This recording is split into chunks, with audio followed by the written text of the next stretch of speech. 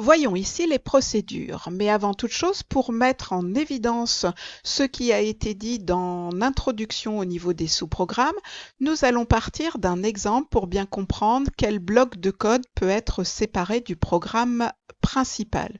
Donc ici, nous avons un programme tout à fait banal avec la déclaration de 3 variables et plutôt que de saisir les données à l'intérieur, elles ont été initialisées directement ici.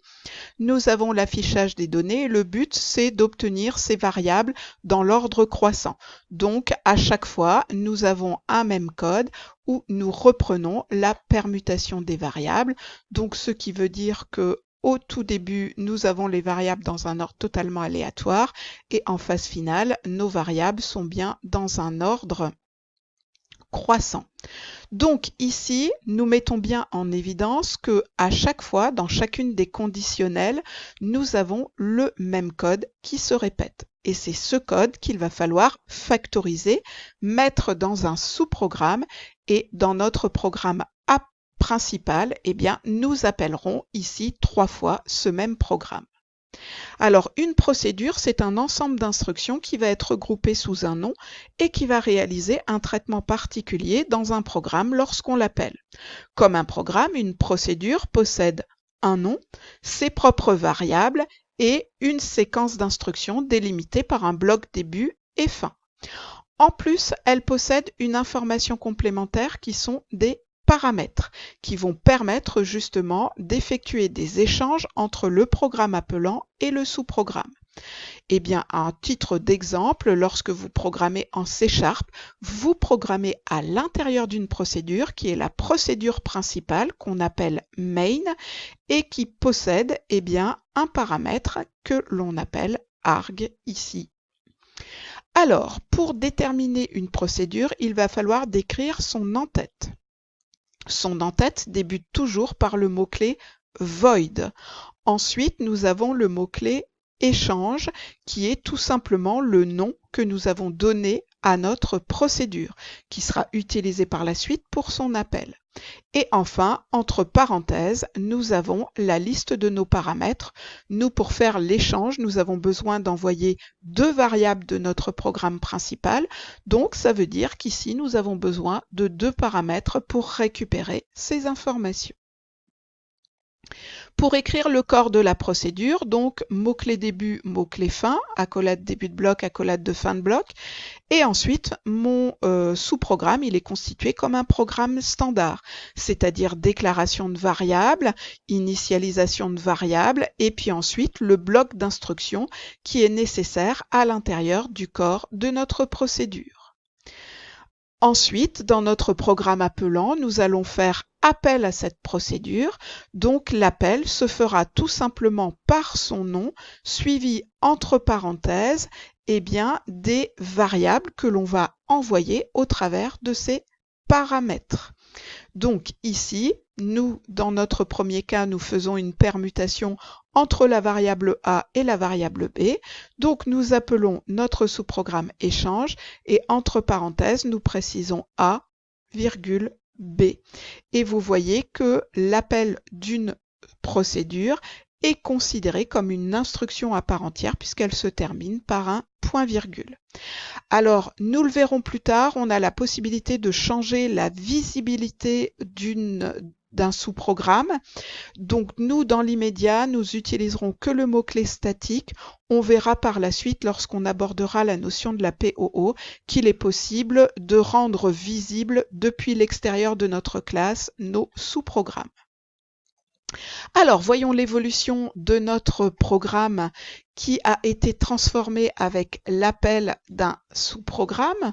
Donc, cette fois-ci, on s'aperçoit qu'on a la déclaration de notre sous-programme à l'intérieur de la classe programme. Donc, ça veut dire que ce sous-programme est visible dans ce programme-là.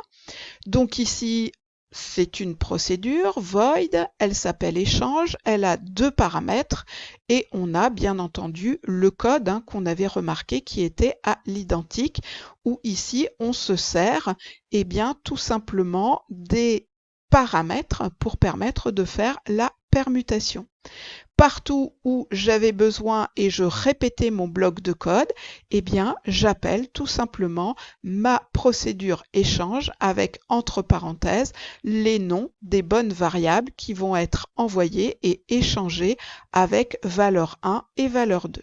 Alors, vous allez voir que si j'exécute mon programme, ce programme ne va pas fonctionner ici, c'est-à-dire que même s'il appelle ma procédure échange, la permutation ne se fait pas correctement. C'est tout simplement parce que j'ai un problème de communication entre mes variables et mes paramètres ici, mais nous allons voir un complément d'information au travers du cours qui nous permettra justement de modifier notre code pour comprendre pourquoi ça ne fonctionne pas à l'heure actuelle. Alors, ce qu'il faut savoir, c'est que lorsqu'on est dans un programme principal, dans un programme appelant, eh bien, lorsqu'un programme appelant appelle un sous-programme, il se met en veille, c'est-à-dire qu'il arrête son exécution pour donner la liberté au sous-programme de pouvoir s'exécuter. Vous voyez qu'il est tout à fait possible qu'un sous-programme rappelle également un autre sous-programme. Donc pareil, il se met en stand-by, il attend que ce sous-programme soit terminé pour reprendre le cours de son fonctionnement. D'accord?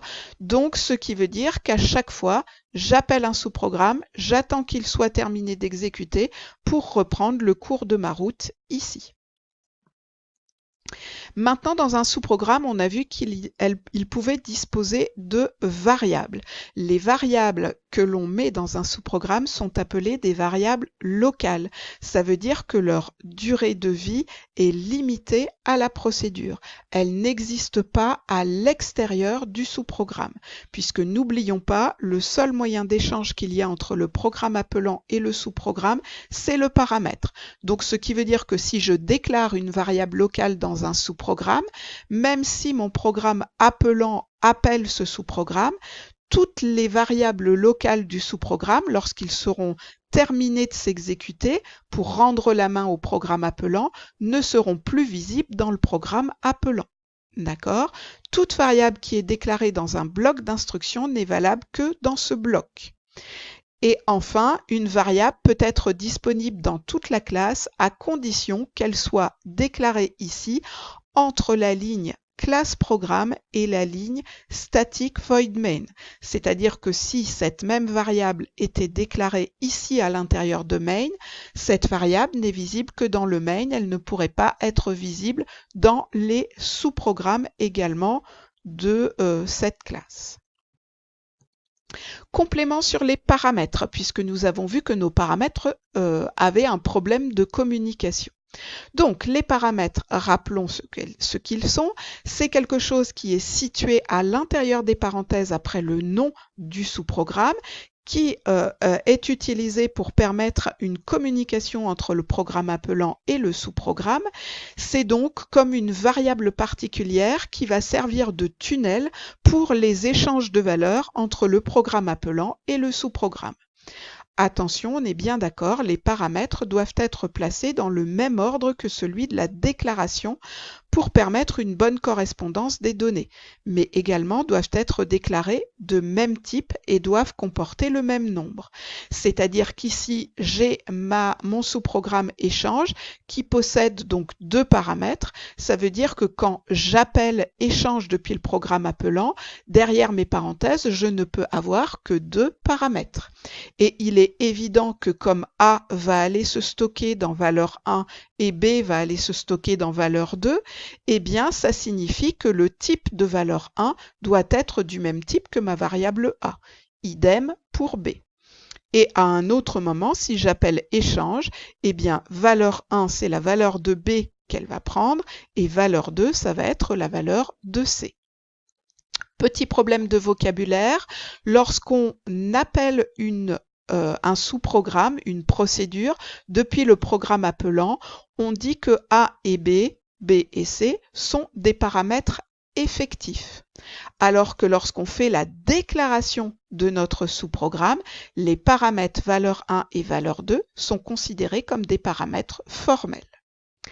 Alors, voyons le complément sur nos paramètres qui vont nous permettre cette fois-ci d'écrire notre programme correctement. Parce que par défaut, lorsqu'on écrit un sous-programme, le mode de passage de nos paramètres sont un passage par valeur. Ça signifie quoi? Ça veut dire que lorsque dans mon programme appelant, je fais appel à ma procédure, la recopie des valeurs des paramètres effectifs se font dans le paramètre formel. Donc depuis le programme appelant vers le sous-programme. En algorithmie, ces paramètres seront considérés en entrée. Mais ça veut dire que quand mon sous-programme se termine, il se termine, il rend la main au programme principal, mais rien ne se passe dans l'échange de valeurs entre mes paramètres dans mon sous-programme et le programme appelant. Alors que je peux utiliser le mode de passage par référence. Donc dans ce cas-là, j'utilise le mot-clé ref aussi bien devant le paramètre formel que de le paramètre effectif. Ce qui veut dire que lorsque j'appelle ma procédure, même principe que le passage par valeur, la recopie des paramètres effectifs se fait dans les paramètres formels, mais lorsque ma procédure va être terminée, cette fois-ci, la recopie des valeurs des paramètres formels se feront dans les paramètres effectifs. Et vous l'avez compris, c'est bien ce qui nous manquait dans notre programme précédent, c'est-à-dire que comme il n'y avait pas une recopie des paramètres formels du sous-programme vers les variables appelant du programme principal, eh bien, mes valeurs A, B et C n'étaient pas modifiées. En algorithmie, on parlera de paramètres en entrée-sortie. Et enfin, il y a un troisième mode de passage, le passage par résultat. Dans ce cas-là, le mot-clé, c'est le mot-clé out qui doit avoir lieu devant le paramètre formel et effectif. Au moment de l'appel, il ne se passe rien parce que généralement, la variable du programme principal n'a rien à envoyer. Par contre, au retour, il y aura recopie du paramètre formel dans le paramètre effectif. Donc, voyons notre programme qui aura été modifié dans sa troisième version cette fois-ci. Vous voyez que contrairement à tout à l'heure, on a réutilisé le mot-clé ref devant mes paramètres formels. Devant mes paramètres effectifs, je mets également ref à chaque appel. Donc cette fois-ci, si je lance l'exécution de mon programme, je dois bien retrouver l'ordre croissant de mes valeurs. Donc, côté algorithmique, comment cela se passe? Au moment de la déclaration, eh bien, j'écris procédure au lieu de programme. Je décris le nom de ma procédure. Entre parenthèses, je précise la liste de mes paramètres séparés par des virgules. Et vous voyez que je dois préciser le nom de son paramètre, le type associé et un mode de passage. Donc simplement pour rappeler les modes de passage, on précisera E dans le cas où c'est en entrée, ça veut dire qu'il y a uniquement recopie du paramètre effectif vers le paramètre formel. Entrée-sortie, copie du paramètre effectif vers le paramètre formel, et puis au retour, copie dans le sens inverse, et sortie, il ne se passe rien à l'appel, mais la recopie se passe uniquement au retour. J'ai la déclaration de mes variables, j'ai le mot-clé début, j'ai le mot-clé fin et la liste des instructions à l'intérieur.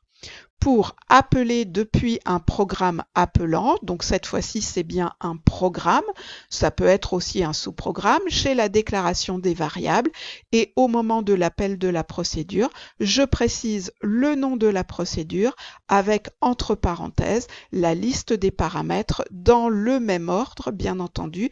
Il va de soi que param1, c'est une variable qui doit être déclarée dans mon programme appelant et qu'il possède une valeur au moment de l'appel. Donc à tout de suite pour la notion des fonctions.